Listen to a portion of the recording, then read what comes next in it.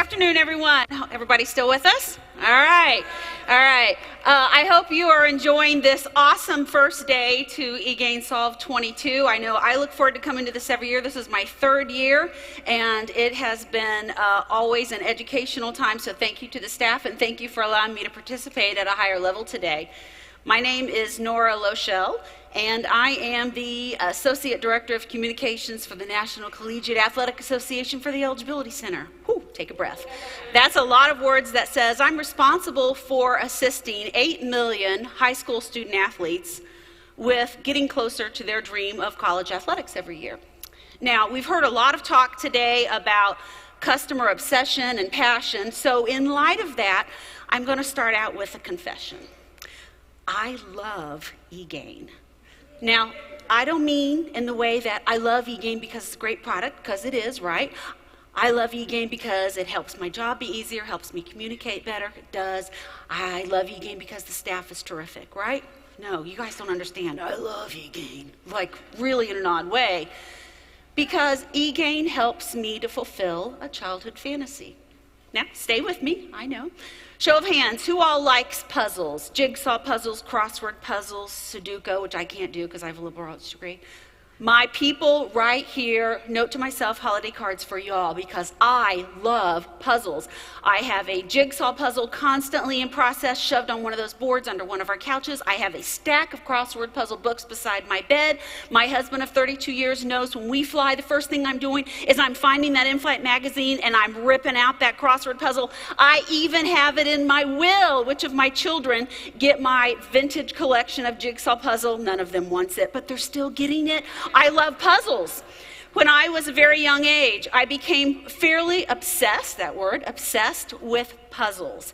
But in particular, the kind that involved dots. You see, I have a little touch of OCD, and I like the round, segmented of the dot.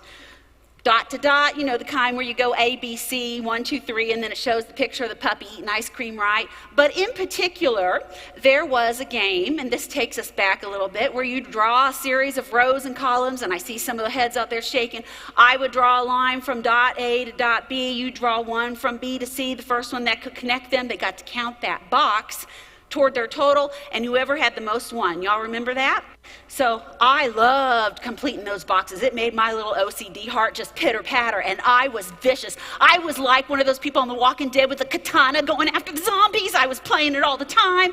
Everybody that came to our house, if I could sucker them into playing it, they would play it with me. I would go to Publix. This is a true story. My mother would vouch. I would go to Publix with my mother when she would go shopping, ask rank strangers to play this game with me while she shopped. I would even dare the ire of the Southern Baptist deacons in our church to play this when the sermon went south. It was bad. I love this. Fast forward, it's third grade at Al Sharamonte Elementary, and it's career week. And they say, y'all go home, think about what you want to do when you're an adult, write about it. When you come in tomorrow, we're going to talk about it. And I was like, I can do this. I come in the next day, and they say, Nora, what do you want to do when you grow up? And I thought, well, first off, they think I don't have a good answer, but I had not only one, I had two good answers because I like a backup plan. I stood up with my paper in hand, and I still have this paper, and this is a true story. And I said, when I grow up, I want to be an adult that plays games and connects dots. Right? That's right. And if that doesn't work, I want to be a potato farmer in Idaho. That was my second one. And y'all, I got to give props to the Idaho potato marketing people to get a kid from South Tampa to think that it's a good idea as a backup plan to go to Idaho and become a potato farmer as a career. Now, I'm saying I was all in, y'all. I even went all Forrest Gump on it for like 3 paragraphs talking about the types of potatoes and what you could do with them. Mashed potatoes, potatoes with cheese, potatoes with onions, potatoes with peppers, Irish potatoes. I even went rogue and talked about sweet potatoes, y'all. It was bad. But at some point, I decided that apparently farming wasn't for me, so I, on a scholarship, came up to Indiana University, got my degree in journalism, go Hoosiers, and then got my master's from Arizona State, devil up, in communications. And I've realized that I have spent my entire career, by the way, in some form of communication.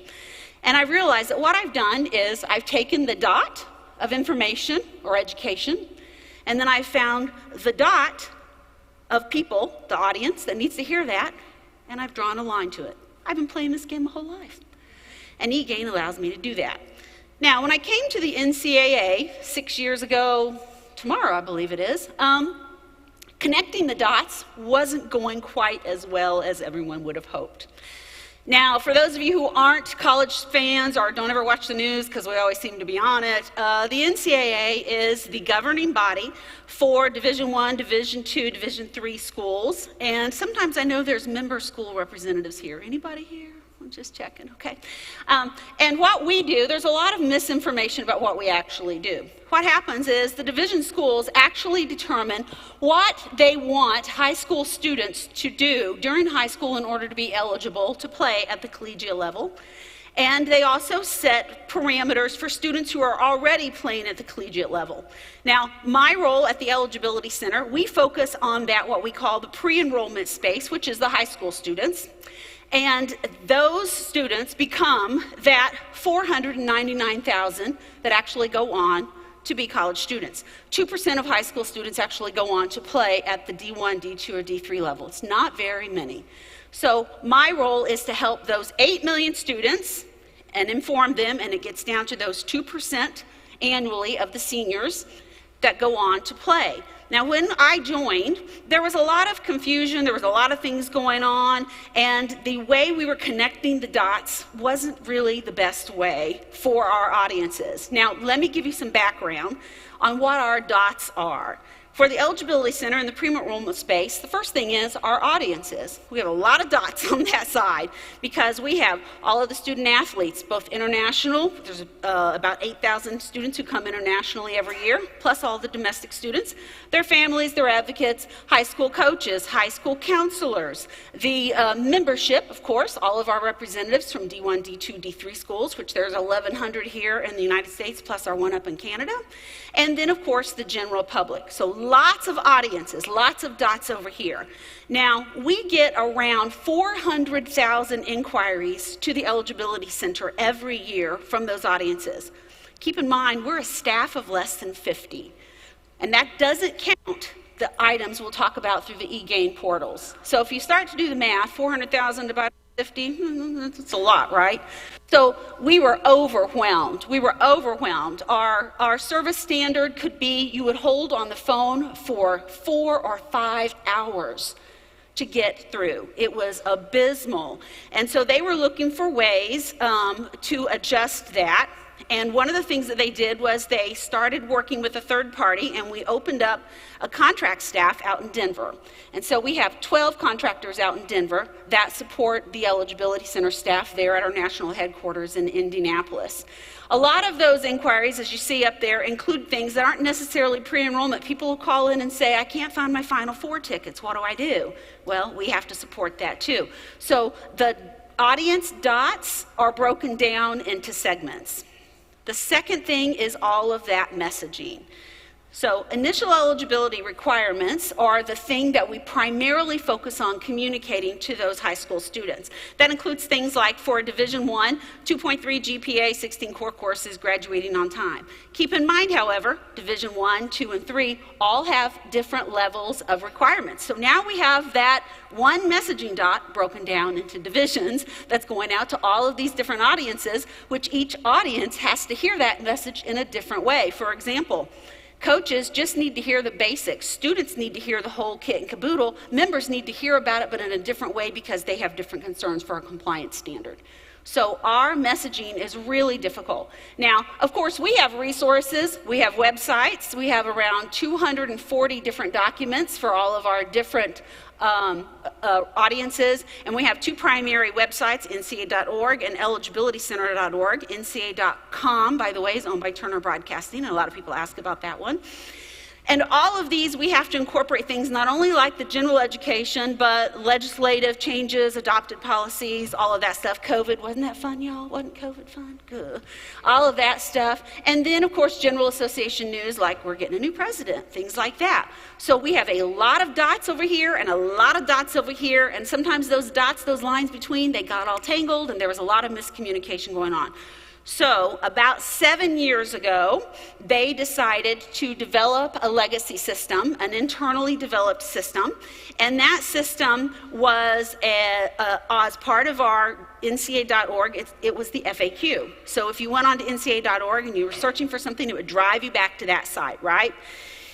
The system wasn't real great. It had some issues. So, for example, there wasn't a search that actually searched through the whole system. When I went in and joined staff and I started trying to find a document, you had to use Control F within the browser to find it. Just some basic things like that. The service standard to get changes to this thing was 10 days. So I would find the question that needed a challenge, I would copy it out, put it into an email, correct it, send that email to IT, who always really loved to hear from me, I just might say. IT had 10 days to turn it around, they would get it live on the site, and then at 10 days I could go in and check it. Well, if something's wrong, guess what had to happen? Another 10 days.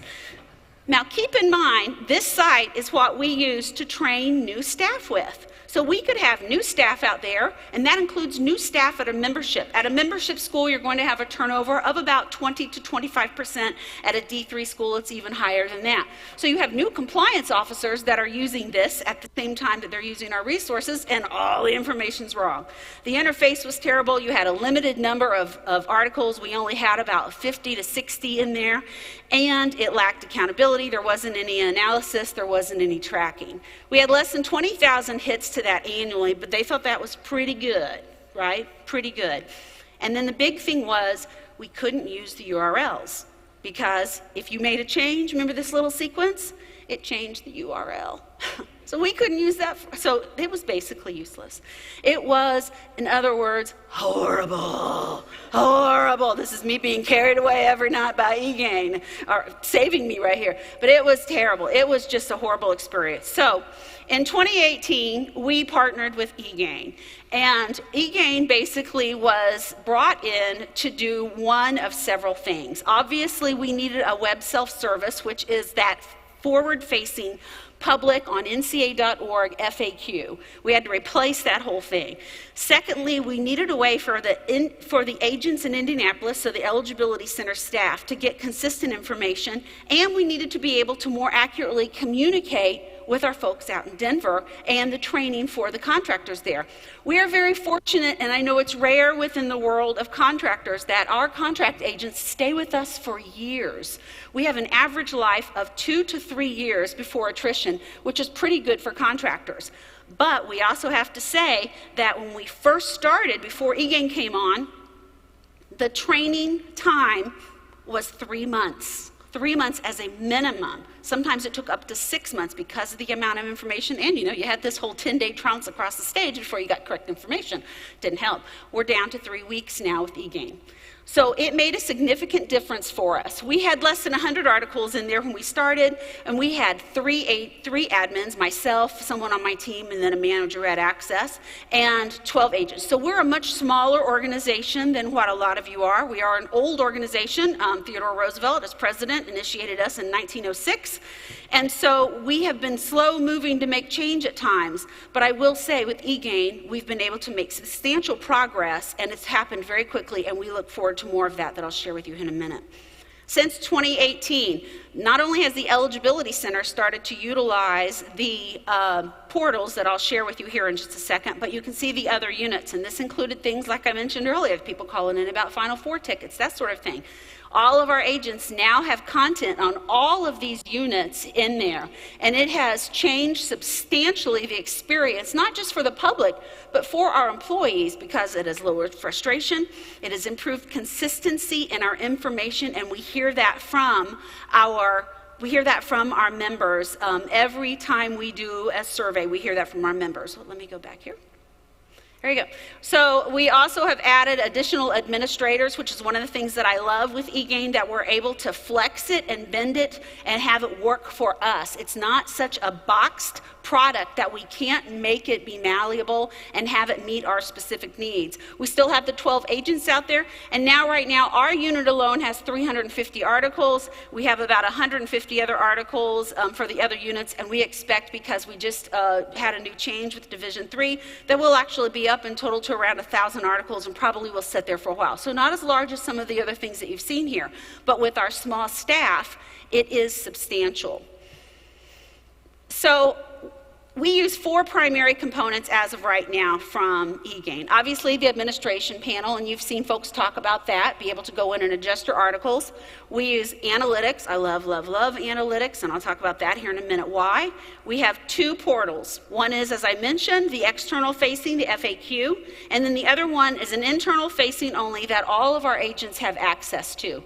Now, what they see on this portal down here at the bottom, the image, what they'll see will vary based on their permission. We have one portal, and we change the permission based on what the agent has been trained. So some of our agents are exclusively eligibility center because that's the biggest component. It's the largest to understand. It takes the longest time to learn. Some of them cross over, and they'll do both membership and IT, or they'll do other components, and so they'll have different permissions. We use one portal, which is extremely helpful to us. We did have some modifications on that. You'll see here, we had some modifications for branding purposes, etc., and we were just so appreciative that eGain was so willing to work with us, and it was very painless to do this. We obviously have this targeted out by topic, as you can see, and this is a really great area too. I know there was some conversation today at breakfast, for example, and I've heard some other folks bring it up about culture. We use this announcement area to embed culture where we can. For example, this was when we announced that Juneteenth was becoming a holiday for the permanent holiday for the NCAA that I was really proud of. So we were able to share that with our colleagues out in Denver. When they logged in that morning, that was the first thing that they saw. When we have something going on, I can go in at any time of the day or night and go in and know that when Denver logs in, even though they have a time difference, they're going to be brought up to speed because this is what they log in with every morning. This is the first thing they do.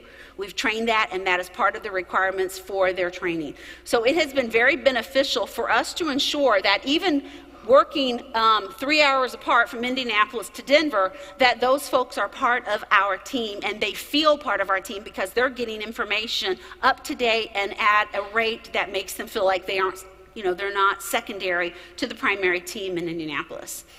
Again, like I mentioned, that internal portal is used for training. It is a key component to consistency. Again, I'll mention consistency 100 times if I could, because it has changed the way that we operate to have this information in locations and available and accessible to everyone, because again, that was such a complaint that we had when we do our annual member survey from our membership, is that they would call in, they would talk to this agent and get an answer or get language describing something in a certain way. They'd call in tomorrow and talk to this agent and they would get a totally different answer or different language or different branding concepts or different resources or something else. So the consistency that we had was one of our major problems. The total agent access in the last 12 months, that has gone up, and I missed adding that in, that has gone up in just the last 12 months because our people are getting so much more accustomed to using this.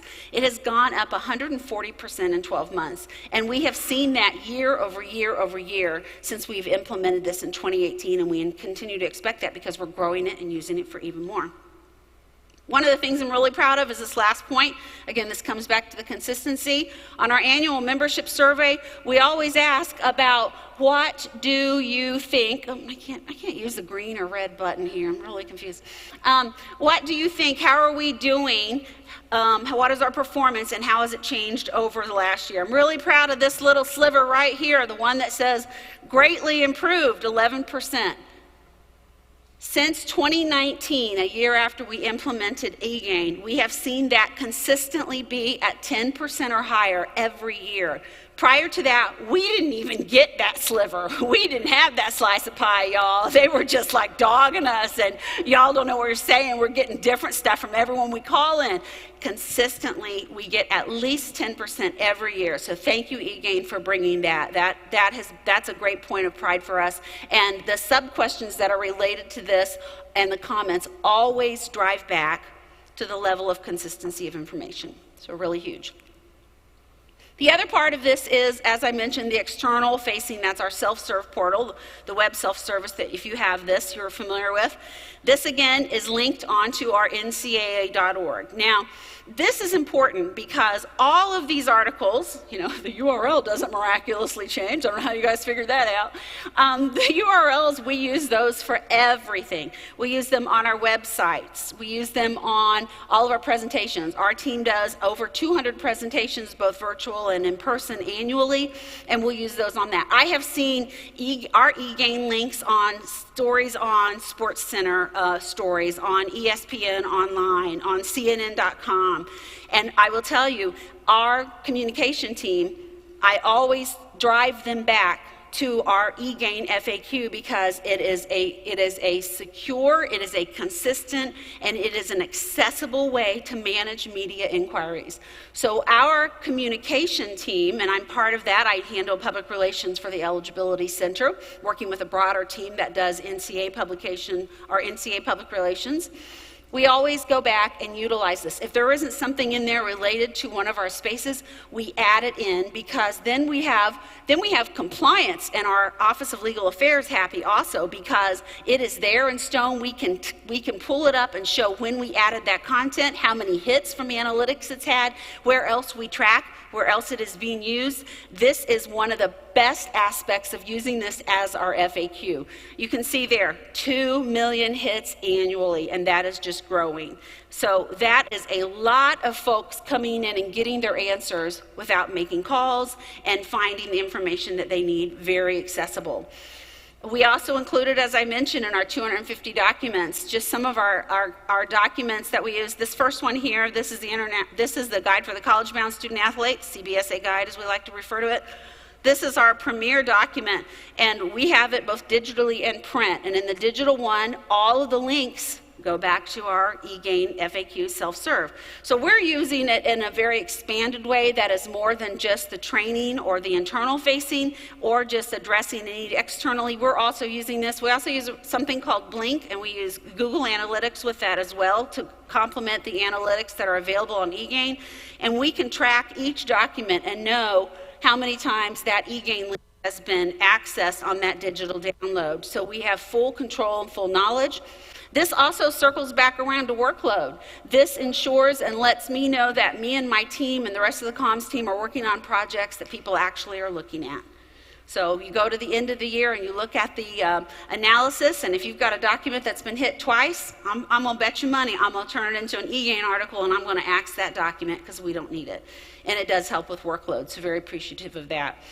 The evaluation on return on investment on resources, we have yet to have one conversation from upper management where they have questioned our return on investment with eGain, and you're hearing some of the reasons why.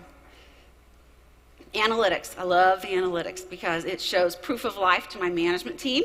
It shows proof of life to our executive team on what we're doing, and it allows us to just be informed. Since we have an omni-channel customer messaging program, the analytics helps us. And there's a lot that you can say, and I'm not going to read through this, but I will say one comment that I really love about analytics, and it's this article views and the access for our monthly.